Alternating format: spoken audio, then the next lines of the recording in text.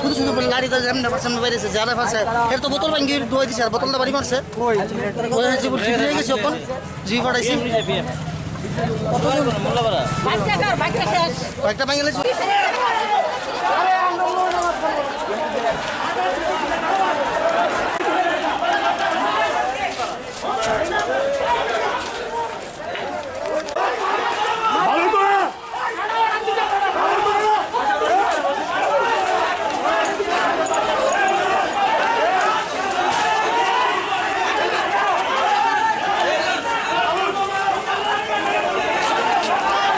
ঘটনা সুদীপ রায় বর্মন জিতছে, এই কারণে তারা প্রতিহিংসামূলকভাবে আমাদের একজন কর্মীর উপরে ছুরি দিয়ে তারা আঘাত করছে, কয়েকজন উপরে মানে স্টেপ করছে আর কয়েকজনের লাঠি দিয়ে বাইরেছে। কারণ তারা এখনো জানতে পারছে যে তাদের সঙ্গে মানুষ নাই, তাদের সঙ্গে এখনো বাইক বাহিনী। তাই আমরা মনে করি সুদীপ রায় বর্মনের জয় তারা মাইনে নিতে পারছে না।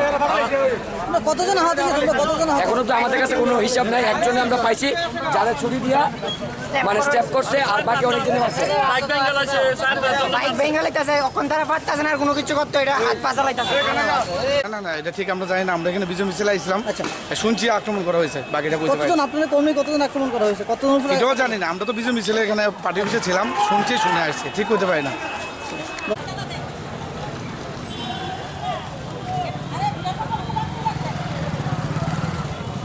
আমাদের তিনটা কার্যকর্তাকে মাথা ফাটিয়ে দিল কংগ্রেসের কর্মীরা। আমরা আপিল রেখেছিলাম বারবার আমাদের কার্যকর্তা এবং বিরোধী পার্টির সবাই কাছে সামিল বা শান্ত থাকার জন্য। আপনারা জানেন সেই বিষয়টা, আপনাদের সামনে আমাদের তিনটা কার্যকর্তাকে বেদম পিটানো হলো, তার জবাবটা কি জানতে চাই। আমরা ভারতীয় জনতা যুব মোর্চা দুর্বল নয়, চুপ থাকি থেকে আমরা চাই শান্তি বজায় রাখার জন্য। দেখুন তাদের অবস্থাটা।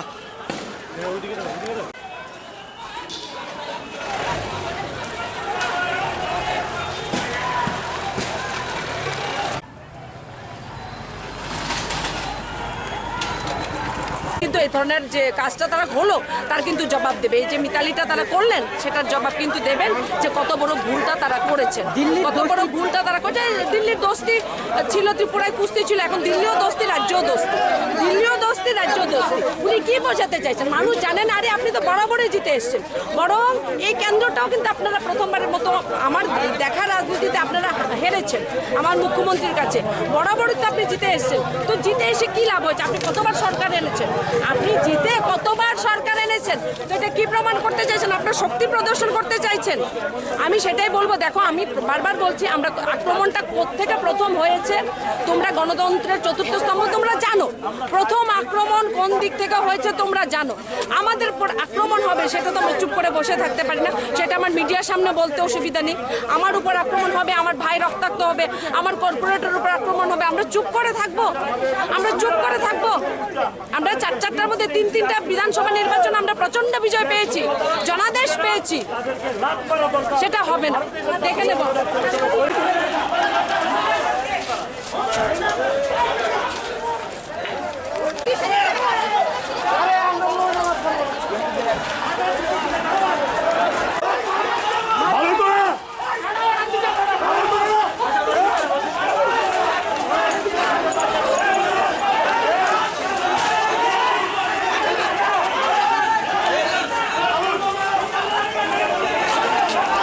গায়ে পরে নিজেরাই কিন্তু আক্রমণ করেছে শিল্পী সেনের বাড়িতে এবং আহত করেছে। এবং দেখেছি আমরা তারা যখন তার প্রতিরোধ করে উঠেছিল, আমাদের কার্যকর্তার প্রতিরোধ করেছে, তখন তারা কংগ্রেস ভবনে এসে ঢুকে গেছে। কারণ কংগ্রেস ভবনে আগে বলেছে এখানে সব গুন্ডাদের বাস, নির্বাচন আগে তাদের বহিরাগত বিভিন্ন সমাজ বিরোধীদের তারা এখানে আশ্রয় দিয়েছে।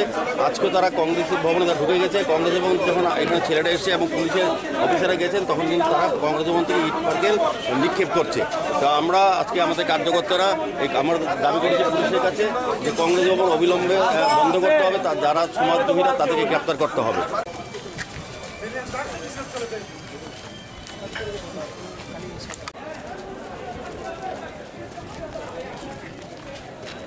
কালকে আমাদের পার্টি থেকে বলা হয়েছে যে নির্বাচনোত্তর যাতে কোনো ধরনের কিছু না হয়। আজকে আমাদের পার্টির এই যে রবীন্দ্রপল্লী সেখানে গিয়ে কংগ্রেসের নেতৃত্বে লিডাররা গিয়ে সেখানে আমাদের ভারতীয় জনতা পার্টির কার্যকর্তাদের উপর আক্রমণ করেছে, এই জায়গার আক্রমণ করছে এবং এই কংগ্রেস ভবন থেকে লাঠি বোমা টুমা এখানে আমাদের ভারতীয় জনতা পার্টির কার্যকর্তাদের উপরে নিক্ষেপ করা হচ্ছে। আজকে দেখতে পেয়েছেন যেটা আমরা সবসময় বলতাম কংগ্রেস এবং সিপিএম একটাই দল, আজকে রেজাল্টের মধ্যে দিয়ে সেটাই প্রমাণিত হয়েছে এবং ভারতীয় জনতা পার্টির কার্যকর্তারা সংযত আছে। আজকে যদি তারা মনে করে যে এই যে একটা সিট জিতে এই ত্রিপুরা রাজ্যের শান্তির বাতাবরণকে নষ্ট করবে, ভারতীয় জনতা পার্টির যুব মোর্চার ভাইরা, ভারতীয় জনতা পার্টির কার্যকর্তারা কিন্তু এটা সহ্য করবে না। ইঞ্চিতে ইঞ্চিতে তাদের জবাব দেওয়া হবে, ইঞ্চিতে ইঞ্চিতে জবাব দেওয়া হবে। আমাদের এই রবীন্দ্রপল্লীতে হঠাৎ করে কংগ্রেসের গুন্ডা বাহিনী আমাদের যুবকদের উপর তারা ঘৃণ্য আক্রমণ শুরু করে এবং আমাদের 32 নম্বর ওয়ার্ডের যুব মোর্চার একজন কার্যকর্তার মাথা ফাটিয়ে দেয়। 12টা সিঁড়ি লাগে আমাদের যুব মোর্চার কার্যকর্তা। আমরা তারপর প্রতিরোধ করে তুলে ওরা কি ভেবেছে সরকার আমাদের 4টে বিধানসভার মধ্যে 3টে সিট আমরা জিতেছি। আমরা তো শান্তিপূর্ণ ত্রিপুরাকে অশান্ত করার চেষ্টা করছি।